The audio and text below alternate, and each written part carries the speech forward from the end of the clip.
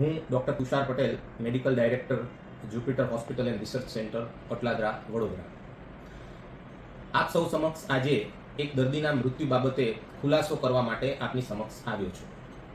તારીખ 22 જૂન 2025ના રોજ, રવિવારના રોજ સાંજે 8 વાગ્યાના સુમારે એક દર્દી કુમારી શ્રી હેતલબેન હરમાનભાઈ પરમાર, ઉંમર વર્ષ 21, નાઓને આંતરડું બ્લોક થયેલ હાલતમાં અને ગંભીર હાલતમાં અમારી હોસ્પિટલ ખાતે બીજી હોસ્પિટલમાંથી રિફર કરવામાં આવે. દર્દીના રિપોર્ટ્સ અને દર્દીને તપાસતા ડ્યુટી પરના ડોક્ટરોએ તેમની ગંભીર હાલત વિશે સમજાવેલ અને આની અંદર ઓપરેશનની બી જરૂર પડી શકે તેવી બધી હકીકત દર્દીના ફાધર અને દર્દીના ફાધરના મોટાભાઈને વર્બલી એટલે કે મોઢેથી તથા લેખિત કન્સેન્ટ સાથે જણાવેલ હતી.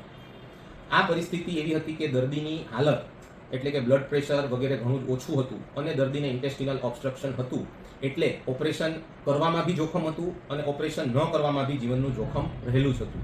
એક વખત દર્દીને ઓપરેશન માટે રવિવારે રાત્રે ઓપરેશન થિયેટરમાં લેવામાં આવેલ હતી, પરંતુ દર્દીની પરિસ્થિતિ જોતા તેને એનેસ્થેસિયા આપવામાં જીવનનું જોખમ ઘણું જ વધારે હોવાથી ડોક્ટરોએ નિર્ણય કર્યો કે તેની પરિસ્થિતિ થોડી સ્ટેબલ થાય તે પછી આપણે તેની આગળની સર્જિકલ સારવાર કરીશું અને ફરીથી તેને આઈસીયુમાં સારવાર માટે ખસેડવામાં આવી. આ દરમિયાન જરૂરી દવાઓ ઉમેરવામાં આવી, પરંતુ સવાર સુધીમાં જે પરિસ્થિતિમાં સુધારો થવો જોઈએ તેવો સુધારો ન જણાતા દર્દીના સગાઓને હકીકતથી વાકેફ કર્યા કે ઓપરેશન કરીએ તેમાં બી જોખમ છે, ન કરીએ તેમાં બી જોખમ છે. તો જો આપની સંમતિ હોય તો દર્દીના જીવનના જોખમ સાથે એટલે કે ઓન ટેબલ ડેથની કન્સેન્ટ સાથે આપણે એક પ્રયત્ન રૂપે દર્દીનું ઓપરેશન કર્યું. આ અંગેની સંમતિ દર્દીના પિતા તથા દર્દીના પિતાના મોટાભાઈએ લેખિતમાં આપેલ હતી. આ પછી દર્દીને ઓપરેશન માટે તૈયારીના ભાગરૂપે આઈસીયુમાં જ એન્ડોટ્રેકલ ઇન્ક્યુબેશન કરી અને ઓપરેશન થિયેટરમાં શિફ્ટ કરી અને ટેસ્ટ ડોઝ એનેસ્થેસિયા આપતા દર્દીને કાર્ડિયોવાસ્ક્યુલર એરેસ્ટ થયેલું હતું, જે સીપીઆર આપીને રિવાઇવ કરાવી અને સાઇનસ રિધમ આવતા આ કન્ડિશનમાં ઓપરેશન કરવું શક્ય જ ન હતું. તેથી દર્દીને ફરીથી પાછી આઈસીયુમાં શિફ્ટ કરી દેવામાં આવી અને જે તે હકીકત દર્દીના રિલેટિવને સમજાવવામાં આવી કે ભાઈ એક વખત કાર્ડિયાક એરેસ્ટ થયું છે અને સારવારથી રિવાઇવ થયા છે, પણ જીવનનું જોખમ અત્યંત ગણાય.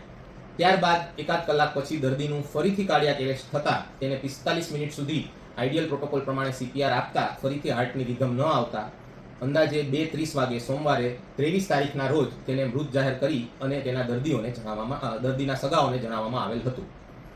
ત્યાં સુધી દર્દીના સગાઓને કોઈ જ તકલીફ પ્રોબ્લેમ હતો નહીં. ત્યારબાદ એક ગેરસમજ એવી થઈ કે હોસ્પિટલના પ્રોટોકોલ પ્રમાણે હોસ્પિટલના આઈસીયુ મેડિકલ ઓફિસરે સિનિયર ડોક્ટર એટલે કે મને ટેલિફોનિક हिंदी एवी जान करी कि सर रात को जो पेशेंट एडमिट किया था उसका डेथ हुआ है.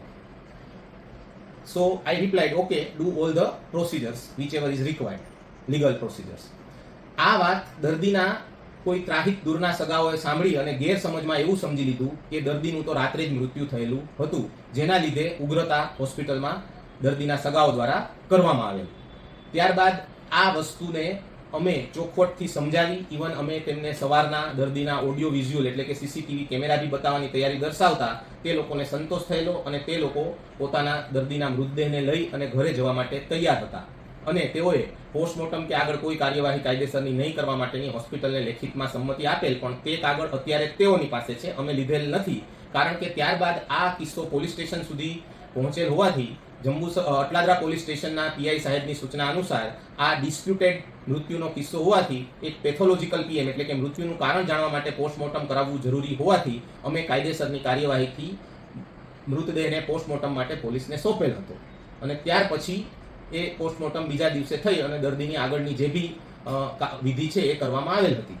પરંતુ મીડિયા દ્વારા જે રિલેટિવ્સ કે જેઓને હકીકત વિશે કોઈ જાણકારી પૂરેપૂરી ન હતી અને ગેરસમજના કારણે જે તેમણે શરૂઆતમાં ઇન્ટરવ્યૂ આપેલા હતા તેને બ્રોડકાસ્ટ એટલે કે પ્રસારિત કરવામાં આવ્યા છે.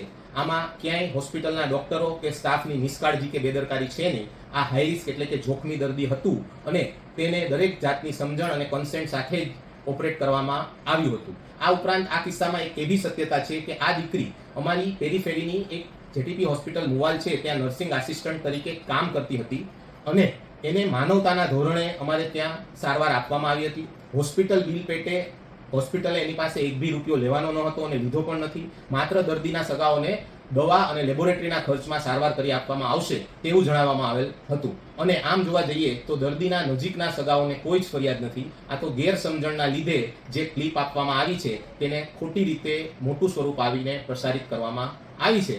તો દરેક આગલી ક્લિપ જોનાર વ્યક્તિઓને મારી નમ્ર વિનંતી છે કે સાચી હકીકત જાણે અને પછી જ પોતાનો નિર્ણય આપે. આભાર.